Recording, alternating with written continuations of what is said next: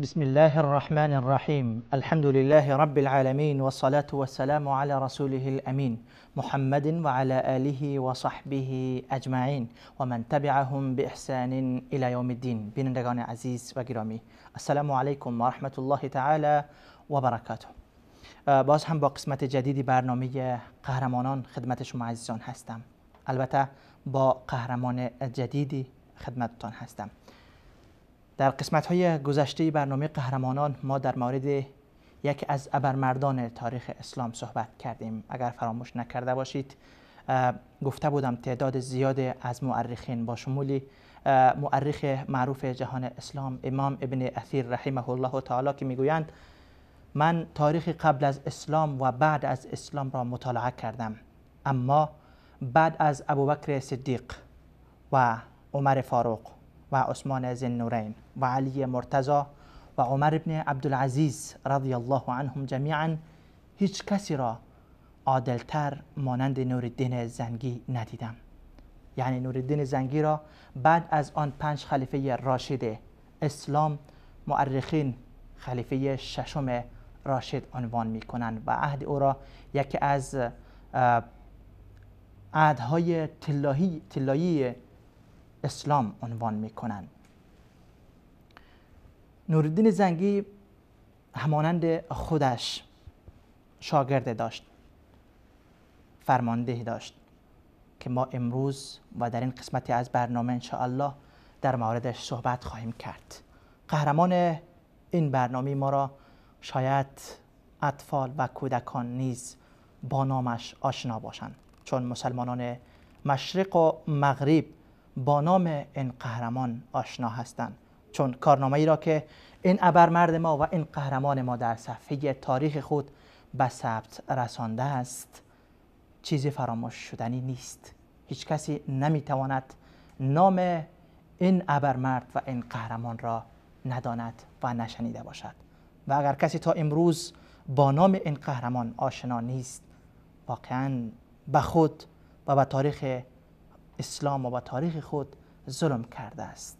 قهرمان این قسمتی از برنامه قهرمانان صلاح الدین ایوبی هست. بله، کسی که بعد از عمر فاروق رضی الله تعالی عنه افتخار آزادی بیت المقدس را از آن خود کرد. بیت المقدسی که امروز باز هم در چنگال یهودیان هست و ملت فلسطین همه روزه زیر ظلم و طغیان و بربریت و وحشیت صهیونیست هاست. از الله متعال دعا می کنیم که خداوند باز هم برای این امت عمری را و یا صلاح الدین را بفرستد تا قبله اول مسلمانان را بار دیگر از پاهای نجس و ناپاک یهودیان پاک بسازد. چرا ما باید در مورد صلاح الدین ایوبی صحبت بکنیم؟ چرا در مورد این قهرمان بحثی داشته باشیم؟ زیرا این ابرمرد ما که فلسطین را آزاد کرده بود، وضعیت امروزی فلسطین بهتر از آن نیست که صلاح الدین ایوبی برای فتح آن برخاست. وضعیت در آن وقت شدیداً شبیه حالت امروزی فلسطین بود. امروز امت راه خود را گم کرده است. بعد از اینکه قبله اول مسلمانان از دست رفت، مسلمانان امروز تکه و پارچه ذلیل و خوار هستند. در هر جای کافران هر چی میخواهند در حق مسلمانان میکنند، چون امروز ما مرد به نام صلاح الدین یا شبیه صلاح الدین را متاسفانه که نداریم. امروز امت ما و جوانان ما نیاز دارند که افراد و ابرمردها و قهرمانهایی را الگوی خود قرار دهند و به نقش قدم آنها رفته برای نجات امت اسلامی و آزادی سه‌باره مسجد الاقصی قبله اول مسلمانان حرکت بکنند، گام بردارند، تلاش کنند و جهاد کنند. ما باید در مورد صلاح الدین ایوبی صحبت بکنیم، چون امت 1.5 میلیاردی پیامبر اکرم صلی الله علیه و سلم امروز منتظر صلاح الدین هستند که تا بیاید برایشان قبله اولشان را آزاد کنند. ما نیاز داریم که در مورد صلاح الدین ساعتها و برنامه‌ها و بخش‌ها صحبت داشته باشیم تا ماضی نیاکان و این قهرمانان خود را برای جیل قادم، برای نسل آینده و مانند آینه نشان بدهیم که ای فرزندان ما، ای فرزندم، ای پیسرم، این ابرمرده که بیت المقدس و قبله اول مسلمانان را از چنگال صهیونیست ها و صلیبی ها آزاد کرده بود، او ملائکه‌ای نبود، او جن نبود، بلکه همانند من و شما یکی از فرزندان این امت بود، یک انسان بود، یک مسلمان بود، یک مسلمان زاده بود. امروز ما 1.5 میلیارد مسلمان و مسلمان زاده ها داریم. باز هم ما نیاز داریم در مورد صلاح الدین ایوبی صحبت بکنیم، چون یکی از تعلیمات دین مبین اسلام این است که ما هیچگاه از رحمت الله متعال ناامید نشویم، همیشه تفاؤل به خیر داشته باشیم. هر قدر که کفر و کافران قوی باشند، از نگاه مادیات، از نگاه قوت و اسلحه قوی باشند، اگرچه مسلمانان در ضعیفترین وضعیت خود باشند، باز هم ما باید ناامید نشویم، چون ما خدایی داریم که آنها ندارند. ما اللهی را میپرستیم که آنها به آن الله شریک آورده شب و روز غضب آن الله را برمی انگیزند. پس نباید امت اسلامی ناامید باشد و توکل و اعتماد بر الله را فراموش کنند. لذا ما نیاز جدی داریم که در مورد این قهرمانان و به خصوص صلاح الدین ایوبی صحبت بکنیم تا فرزندان ما و نسل ما این قهرمان را بشناسند و در مورد قهرمانی های او آگاه باشند و از احداث و وقایعی که در زمان صلاح الدین ایوبی رخ داد، کارنامه هایی را که صلاح الدین ایوبی انجام داد، از آن درس بگیرند، عبرت بگیرند. حکمرانان مسلمانان باید سیرت این ابرمرد تاریخ اسلام و این قهرمان را یک بار مطالعه کنند. شاید در دل یکی از آنها الله متعال ایمانی مثل ایمان صلاح الدین ایوبی را بیندازد که برای آزادی و فتح بیت المقدس یک بار دیگر به پا خیزد. صلاح الدین ایوبی رحمه الله تعالی در خانواده کردی در یکی از شهرهای عراق که به نام تکریت هست به دنیا آمد. یعنی در اصل عربی نبودن بلکه کردی بودن. در خانواده مسلمان کردی در تکریت عراق به دنیا آمدن. اینجا خیلی حادثه جالبی شد که بعد از اینکه صلاح الدین ایوبی به دنیا آمد، پدرش ایوب مجبور کرده شد که تکریت را ترک بکند و از تکریت بیرون شود. اینجا پدر صلاح الدین کمی ناراحت شد و ولادت این فرزند جدید خود را با فال بد گرفت. یعنی قدوم او را نامیمون فکر کرد که آمدن ای باعث شد ما از تکریت رانده شویم. اینجا یکی از اطرافیان و یکی از دوستان او برش گفت تو چی میدانی؟ شاید این مولود و این فرزند که جدید خداوند برایت داده است برای او ملک و پادشاهی الله نصیب کند که در دنیا مشهور و معروف شود. همان بود که الله متعال نام صلاح الدین ایوبی را در تاریخ اسلام چنان ثبت کرد که ما فکر نمی کنم هیچ مسلمان زاده و هیچ مسلمانی از امت 1.5 میلیاردی جهان اسلام با نام صلاح الدین ایوبی آشنا نباشند. اینها وقتی که از تکریت بیرون شدند، پدر صلاح الدین ایوبی با خانواده خود و این فرزند مولود جدید که صلاح الدین هست به موصل رفتند. موصلی که امروز باز هم به صلاح الدین ایوبی نیاز دارد. اما کجاست صلاح الدین ایوبی؟ در موصل امارت زنگی ها عمادالدین زنگی امارت و حکومت داشت.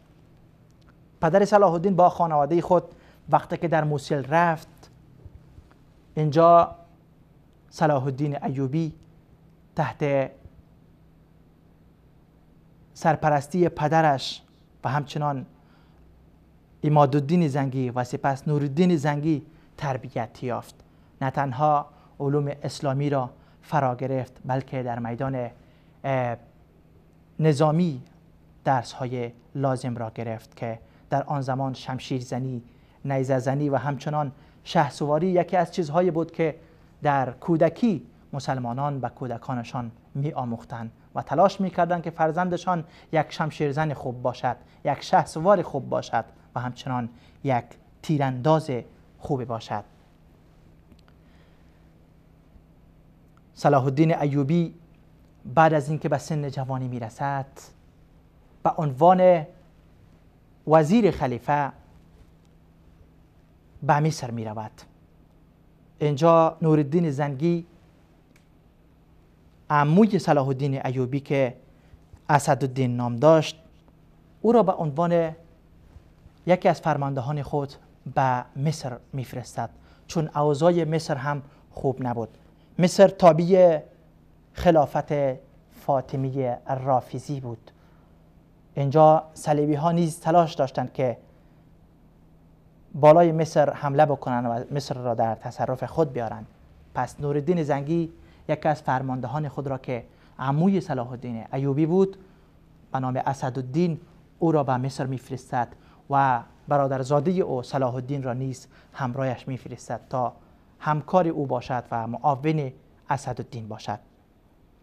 اسدالدین وقتی که با قوای خود به مصر می رود، در مصر خلافت فاطمی تقریبا ضعیف و ناتوان شده بود، فقط نام خلیفه باقی بود و بقیه تمام کارها به دست وزیرش می بود.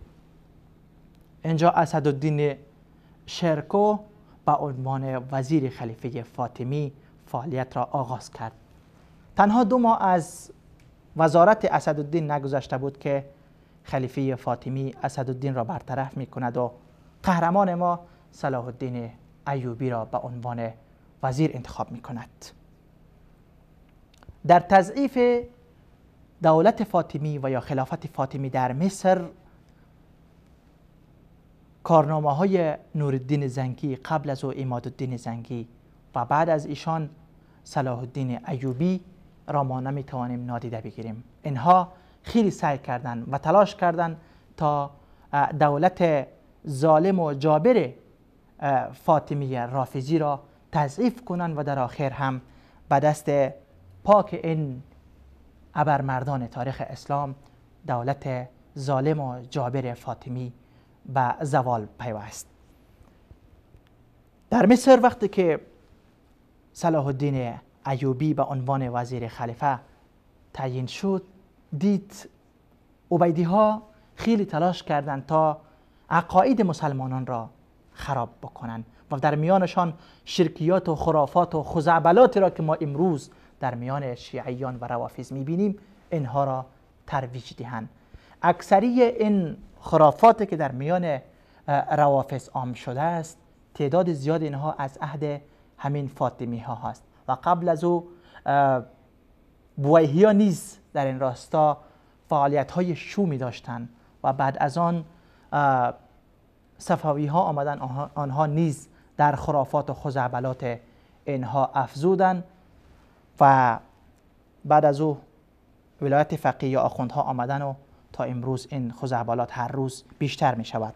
علی کل حال در از بین بردن خرافات و شرکیات و خزعبلاتی را که دولت فاطمی در مصر و شام ایجاد کرده بودند، صلاح الدین ایوبی بعد از نورالدین زنگی قبل از صلاح الدین ایوبی در راستای پاک کردن عقاید مزخرف و باطله فرق ضاله به خصوص روافض فعالیت های خیلی زیاده داشت. کارنامه های عظیمی را انجام داد که بعد از آن صلاح الدین ایوبی نیز به نقش قدم استاد خود روان شده در این راستا کارهای کرد. در مصر 2 مدرسه را به نامهای مدرسه ناصریه و کاملیه تأسیس گذاشت تا از این 2 مدارس نور توحید و سنت بلند شود و علمای مسلمانان در مدرسه ناصریه و در مدرسه کاملیه برای نشر و تعلیم و ترویج عقیده اهل سنت و جماعت فعالیت داشته باشند.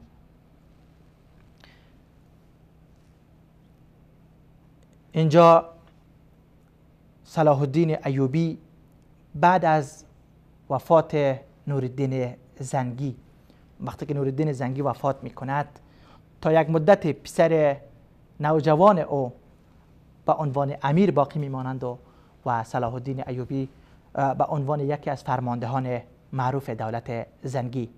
اما بعد از وفات فرزند نورالدین زنگی، امارت دولت زنگی را صلاح الدین ایوبی کسب می کند و به عنوان امیر دولت زنگی یا حاکم امارت زنگی مطرح می شود. اینجا صلاح الدین ایوبی نیز به فکر آزادی بیت المقدس می شود. اما فراموش نکنیم که آزادی بیت المقدس کار یک روز و دو روز و یک سال و 2 سال نبود. تقریباً چیز کم یک قرن، حدود 91 سال بیت المقدس زیر سلطه صلیبیان باقی ماند و در خلال این 91 سال امارت زنگی از عمادالدین زنگی گرفته تا نورالدین زنگی و سپس صلاح الدین ایوبی از روز اول برای آزادی بیت المقدس طرح ریزی کردند و روی این هدف با استخدام و استعمال اسباب به سوی این هدف پیش رفتن و در آخر افتخار آزادی بیت المقدس که یک قسمت مستقل می‌خواهد که ما در مورد آزادی بیت المقدس توسط صلاح الدین ایوبی صحبت خواهیم کرد. و افتخارات صلاح الدین ایوبی معروف هست و از جمله افتخاراتی است که صلاح الدین ایوبی انجام داد. اینجا کارنامه ها و جهود و تلاش هایی که قبل از صلاح الدین ایوبی عمادالدین زنگی و نورالدین زنگی برای آزادی بیت المقدس و راندن صلیبی ها از شام و مصر و عراق و غیره، فعالیت های آنها را ما نمیتوانیم نادیده بگیریم. و اوضاع جهان اسلام، اوضاع سیاسی آن عهد را اگر ما مقایسه بکنیم، چه وضعیت در این سرزمین ها بوده است و تحت چه شرایطی بیت المقدس زیر استعمار صلیبی ها در آمد.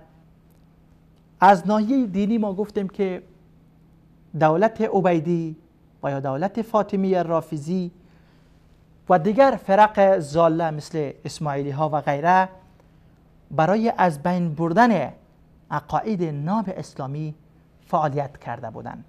دین مسلمانان را در این منطقه تقریبا مسخ کرده بودند و عقاید مزخرف و باطل خود را به عنوان حق به فرزندان مسلمانان تزریق کرده بودند. جهل از یک سو در میان مسلمانان عام شده بود. وضعیت دینی مسلمانان در آن منطقه خیلی خوب نبود. و از ناحیه سیاسی اگر ما آن وقت را بررسی بکنیم، آن مقطع را ببینیم، 2 کیان سیاسی به نام اسلام وجود داشت. یکی خلافت عباسی، خلافت سنی عباسیان در بغداد، و دوم خلافت و یا دولت شیعی عبیدی ها و یا فاطمه ها در مصر. این 2 دولت شیعی و سنی همیشه در جنگ بودند، با هم در تقابل بودند. در خلال این تقابل دولت فاطمی ها همیشه بارها برای از بین بردن و نابود کردن خلافت سنی عباسیان با صلیبی ها و با صهیونیست ها اتحاد و اتفاق کردند. اینجا البته مناسب است کسانی که امروز ادعای دروغین عداوت و دشمنی با صهیونیست و نمیفهم آزادی فلسطین از صهیونیست را سر میدهند، در استعمار صلیبی ها فلسطین را اینها دست باریزی داشتند عبیدی ها بودند که راه را برای صلیبی ها هموار کردند تا فلسطین اشغال شود توسط صلیبی ها. عبیدی های رافضی بودند که بارها برای قتل عام اهل سنت و الجماعت از صلیبی ها کمک گرفتند و با آنها همکاری کردند. و از ناحیه اقتصادی وقتی که کیان سیاسی وجود نداشته باشد، وقتی که وضعیت دینی هم وخیم شده باشد، پس چیزی به نام قوت اقتصادی باقی نمیماند. برای بقای قوت اقتصادی نیاز است که کیان سیاسی قوی باشد که از اقتصاد حمایت بکند و مردم از تعلیمات اسلامی برخوردار باشند و دین مبین اسلام را در میان خود تطبیق دهند تا راه‌های فساد اقتصادی در جامعه بروز نکند. پس وضعیت اقتصادی هم چندان خوب نبود. اینجا وقتی که وضعیت سیاسی هم خوب نباشه، وضعیت دینی هم خوب نباشه و وضعیت اقتصادی هم خوب نباشه، بدون شک امت تکه تکه، پارچه پارچه، ضعیف و ناتوان می باشد و این همه باعث می شود که دشمنان اسلام از این فرصت ها استفاده کرده کشورهای اسلامی را اشغال بکنند و همین چیزها باعث شد که صلیبی ها فلسطین را اشغال کردند و مسلمانان را در فلسطین قتل عام کردند و از فلسطین بیرون کردند. در این وقت عکس العمل مسلمانان در مقابل اشغال فلسطین چی بوده میتواند؟ کدام مسلمانان؟ خلافت عباسی‌ها در بغداد را عبیدی ها با همکاری همین صلیبی ها به حد ضعیف و ناتوان کرده بودند که در سال 450 بغداد را یک بار سقوط دادند. خلافت عباسی را در بغداد سقوط دادند و ملوک الطوایفی که در مصر و شام و غیره کشورهای اسلامی یا مناطق اسلامی به وجود آمده بود، هیچ کدام آنها توان این را نداشتند که مانع اشغال صلیبی ها شوند و هجوم صلیبی ها بر فلسطین را منع بکنند. پس قبله مسلمانان، قبله اول مسلمانان در این اوضاع وخیم آن وقت توسط صلیبی ها اشغال شد و حدود 91 سال، یعنی تقریبا یک قرن، بیت المقدس و قبله اول مسلمانان زیر اشغال صلیبی ها قرار داشت. وقتی که صلیبی ها وارد بیت المقدس و فلسطین شدند، مسلمانان را قتل عام کردند، قتل های دست جمعی فجیع را انجام دادند که ما امروز شاهد همچون قتل ها در سوریه، در حلب و غیره شهرهای سوریه هستیم که باز هم دشمنان اسلام قتل عام دارند میکنند.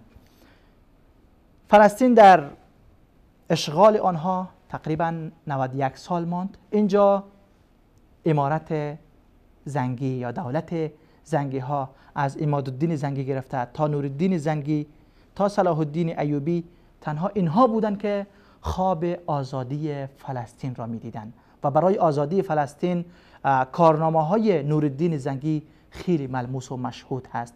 حدود 50 شهر مسلمانان را از چنگال صلیبی ها نورالدین زنگی آزاد کرده بود. نورالدین زنگی بود که میخواست بیت المقدس را آزاد بکند و برای قبله اول مسلمانان قبل از اینکه فتح بکند آن را منبر خاص در حلب ساخته بود که بعد از آزادی قبله اول مسلمانان این منبر به آنجا منتقل میشد. اما مشیت الهی این بود که این افتخار عظیم نصیب قهرمان قبلی ما نورالدین زنگی نشود، بلکه نصیب قهرمان بعدی ما صلاح الدین ایوبی شود. اما اساس و کار زیربنایی فتح و آزادی فلسطین را نورالدین زنگی انجام داده بود و برای این هدف او منبری هم آماده کرده بود که بعد از آزادی فلسطین آن منبر به آنجا انتقال داده شود. اما متاسفانه اجل به او اجازه نداد. وفات او قبل از اینکه این حادثه عظیم تاریخی و اسلامی را مشاهده بکند که چگونه بیت المقدس یک بار دیگر توسط مسلمانان و توسط دست پرورده های نورالدین زنگی آزاد شود، آن را میدید، چشمانش سرد میشد. اما آن شاه عادل مسلمانان قبل از آزادی فلسطین وفات کرده بود و مسیر آن را بعداً صلاح الدین ایوبی ادامه داد تا اینکه بیت المقدس و قبله اول مسلمانان به دست صلاح الدین ایوبی فتح شد. چطور فتح شد؟ داستان فتح و آزادی فلسطین در مورد فاتح بیت المقدس و فاتح قبله اول مسلمانان در قسمت بعدی انشالله صحبت خواهیم کرد. چون حالا وقت برنامه به پایان رسیده، فراموش نکنید که قسمت بعدی برنامه قهرمانان در مورد نبرد معروف و معرکه تاریخ ساز آزادی فلسطین که معروف به هتین هست توسط فاتح بیت المقدس صلاح الدین ایوبی صحبت خواهیم کرد. تا آن دم الله یار و مددگارتان و السلام علیکم و رحمت الله و برکاته.